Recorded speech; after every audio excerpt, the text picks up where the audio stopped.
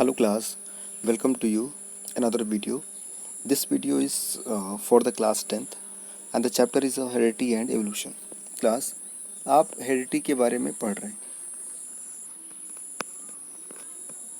Chapter था, इसके बारे में अपनी डिस्कशन हमने ये कर लिया आपके साथ में कि हेरिडिटी क्या होती है.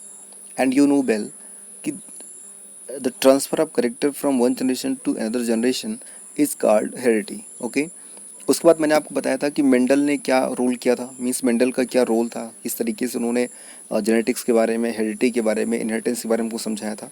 ये चीज़ें हो गई थी. आफ्टर देन फिर मैंने आपको ये बताया कि एक जो पॉइंट है, मीन्स मेंडल ने जो अपना एक्सपेरिमेंट किया वो दो टाइप का एक्सपेरिमेंट हुआ. एक था आपका मोनो हाइब्रिड क्रॉस, एक आपका मोनो हाइब्रिड क्रॉस में था, और जो सेकेंड आपको देखना था वो था डाई हाइब्रिड क्रॉस.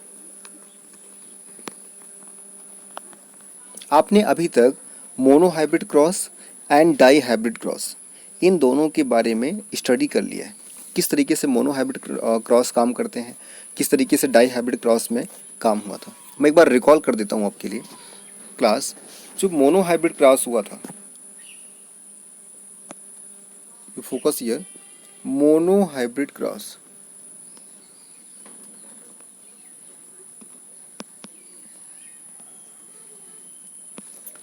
अगर हम मोनो हाइब्रिड क्रॉस को फोकस करें तो हम देखने को हमको मिलता है कि जो यहाँ पर एक फिनोटिपिक रेशियो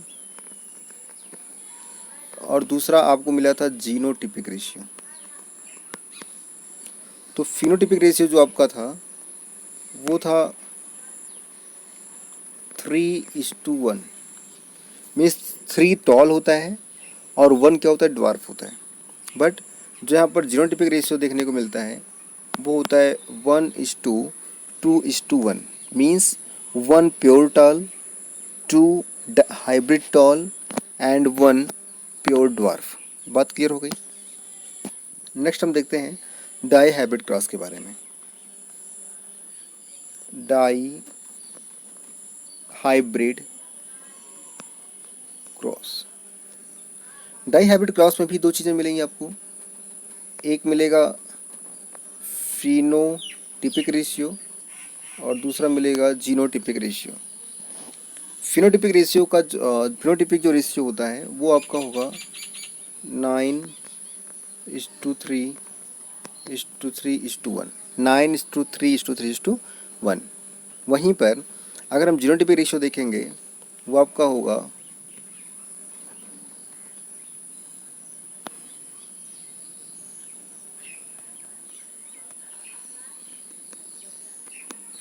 1:2:4:1:2:1:1. मीन्स ठीक है, मीन्स 12:24:12:12:1. तो ये चीज़ आपको लर्न हो गई. आपने एक चीज़ और देखी थी कि मोनो हाइब्रिड क्रॉस में हम कोई सिंगल करेक्टर लेते हैं, ठीक है, चाहे उसको आप हाइट को मान सकते हैं करेक्टर, या कलर को मान सकते हैं, फ्लावर के कलर को मान सकते हैं, सीड के कलर को मान सकते हैं, सीड के शेप को मान सकते हैं. वो आपका क्या होगा, वो आपका मोनो हाइब्रिड क्रॉस में आएगा. बट डाई हाइब्रिड क्रॉस में ऐसा नहीं होता. डाई हाइब्रिड क्रॉस में क्या देखते हैं हम लोग कि डाई हाइब्रिड क्रॉस जैसे यहाँ पर है, ये देखिए, यहाँ पर round yellow, round green, wrinkled yellow और रिंकल्ड ग्रीन चीज़ें दिखाई पड़ रही हैं.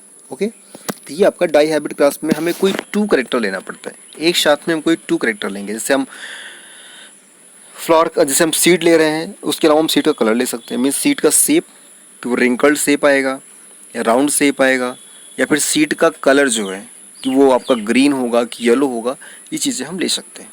ये हमारा डाई हाइब्रिड क्रॉस में आता है. क्लास, इसके बाद क्या हुआ कि मेंडल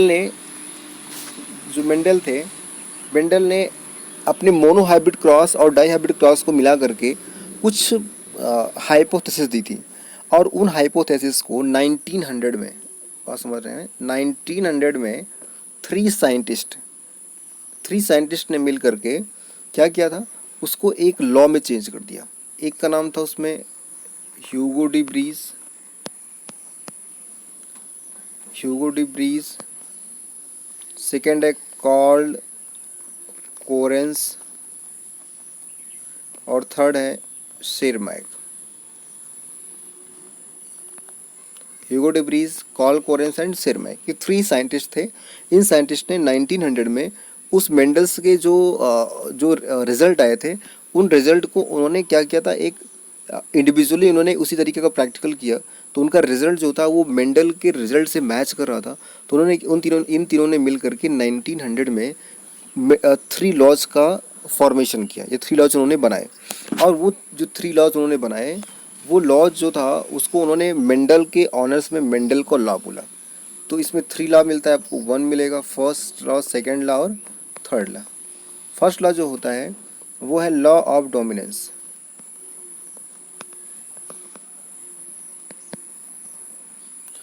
फर्स्ट लॉ आपका law of dominance. Second law जो होता है वो है लॉ ऑफ सेग्रीगेशन।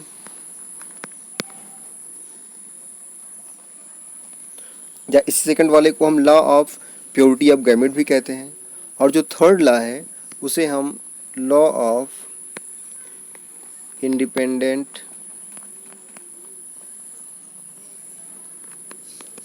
अशॉर्टमेंट भी कहते हैं।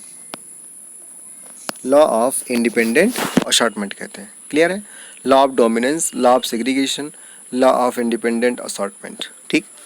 डियर क्लास, इसमें जो फर्स्ट और सेकेंड लॉ है ये मोनो हाइब्रिड क्रॉस पर डिपेंडेंट है। मीन्स जो मोनो हाइब्रिड क्रॉस होता है उसके थ्रू आप फर्स्ट और सेकेंड लॉ को प्रूव कर सकते हैं। मीन्स लॉ ऑफ डोमिनेंस को और लॉ ऑफ सेग्रीगेशन या law of purity of gamete को क्या कर सकते हैं, प्रूव कर सकते हैं। बट जो थर्ड लॉ है इसके लिए आपको डाई हाइब्रिड क्रॉस की जरूरत पड़ेगी।